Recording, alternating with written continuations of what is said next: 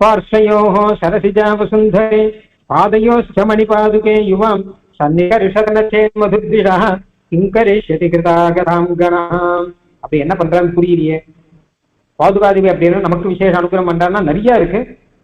அப்படின்னு சீக்கிரம் முடிச்சோங்கிறபடினால 2-3 விஷயம் மாத்திரம் சொல்றேன். முதல் விஷயம், இந்த 767வது ஸ்லோகத்துல ஒரு விஷயம் இருக்கு. பெருமாளுக்கு உபயநாச்சிமார் 2 பக்கமும் எழுந்திருக்காங்க. ஸ்ரீதேவி பூதேவி அவெல்லாம் புருஷகாரமாக இருக்கிறார். அதாவது நம்மளை பார்த்து பெருமாள் முகம் சுளிக்கிறார். நம்ம பாபம் பண்றபடினாலே, அபராதம் பண்றபடினாலே, கோயிலுக்கும் போய் அபராதம் பண்றபடினாலே, அதனால் நமக்கு முகம் கொடுக்க பிடிக்காமல் பெருமாள் வலது பக்கம் திரும்பிக்கிறார். திரும்பிண்டா ஸ்ரீதேவி நாச்சியார் என்ன பண்றார், இங்க பார்க்க வேண்டாம், அங்க குழந்தை வந்திருக்கான், அவனை கடாட்சம் பண்ணும்போது நம்ம திருப்புற. அப்படியே நம்மளை பார்க்க பிடிக்காம பெருமாள் இடது பக்கம் திரும்புறார். அப்போ பூதேவி நாச்சியார் இங்க என்ன பார்வை, அங்க பாருக்கோங்க. ஸ்ரீதேவி நாச்சியார் கருணையை சொல்லி கொடுக்குறார். ஐயோ, அவன் பாபிஷ்டன் வந்திருக்கான், அதனாலதான் உன்னை பாக்குறேன், அவன் முகத்தை முடிக்க மாட்டேங்கிற பெருமாள். என்னது பாபிஷ்டன் வந்திருக்கான், அவன் நம்ம குழந்தை, அவனுக்கு கருணை காமிங்கோ அப்படிங்கிற ஸ்ரீதேவி நாச்சியார். உடனே ரங்கநாதன் அப்படி திரும்பி விட்டார் முகத்தை. அப்பவும் பிடிக்கல. என்னமா கருணை காமிக்கணுமா, கருணை தப்பு பண்ணவன் கிட்ட, அவன் தப்பு பண்ணிட்டான், அவன்கிட்ட போய் கருணை காமிக்கணுமா அப்படின்னு இப்படி திரும்பினார்.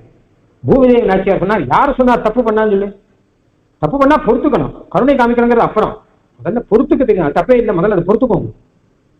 இன்னும் குழந்தை தப்பு பண்ணா அம்மா பொறுத்துக்கலையா, வயத்துல உதச்சதுன்னா அம்மா கோவிச்சுக்கிறாளா, நம்ம குழந்தை நான் தப்பு தான் பண்ணுவான், உங்களுக்கு பொறுமை போறலையே அப்படின்னு சொல்லி அவர் தள்ளி விடுறார். அப்ப ரங்கநாதன் நேர பார்த்தாகணும் நம்மள, ஆனால் அப்படியும் பார்க்க பிடிக்கலையா. அப்ப ரங்கநாதன் தலை குனிகிறார்.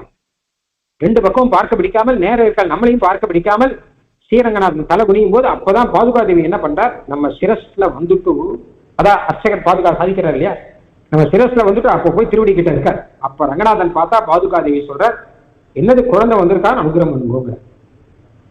இல்ல அவதான் அப்படி சொல்றாளே, என்ன நீயும் இப்படி சொல்றியே அப்படின்னா, நல்ல பரிபூர்ண அனுகிரகம் வந்துட்டு ராமாவதார் மாதிரி காட்டுக்கு போறதா என்னமா, குழந்தைக்கு அனுகிரகம் பண்ணுங்க அப்படின்னு விட்டார். மீறவே முடியல. ஏன்னா 14 வருஷ காலம் ராஜ்யத்தை பார்த்துட்டு வேறு தான், வேற எதை சொன்னாலும் கேட்டாராம். சரி நீ என்ன சொல்றியோ சரி அப்படின்னு சொல்லிட்டு அனுகிரகம் பண்ணிடுறாராம். அப்ப பாதுகா தேவி இல்லைன்னு வச்சுக்கோங்க, நமக்கு இது என்ன ஆகும்னா பெருமாள் தலை குனிஞ்சுருவார் நம்மளை பார்த்தா. பார்த்தையோஹோ சரசிஜாவ சுந்தரே, 2 பக்கம் ஸ்ரீதேவி பூதேவி. பாதையோச்ச மணி பாதுகே யுவாம், கீழே பார்த்தா 2 பாதுகை, அவ 2 பேருக்கு பதில் இங்க 2 பாதுகை. சன்னிகர்ஷத நச்சேன் மதுத்விஷா, அப்படி இருக்கவே நாம படைக்கிறோம். அப்படி பாதுகா தேவின்னு ஒருத்தர் இல்லைன்னா கிங்கரிஷ்யதி கிருதாகசாம் கணஹ, நம்ம பாபத்துக்கு விடிவு காலமே கிடையாது, நம்ம பாபத்தை மன்னிக்கவே மாட்டான் பெருமாள். இப்படியாக அதாவது நாம் பாதுகை சிரசால தாங்கின அப்புறம் அந்த பாதுகா தேவி நமக்காக எடுத்துரைக்கிறாளாம் பெருமாள் கிட்ட. பெருமாளும் பாதுகை நாம தரிச்சின்றோங்கிற ஒரு காரணத்தினாலே நமக்கு பரம அனுகிரகம் பண்றார் அப்படின்னு அர்த்தம்.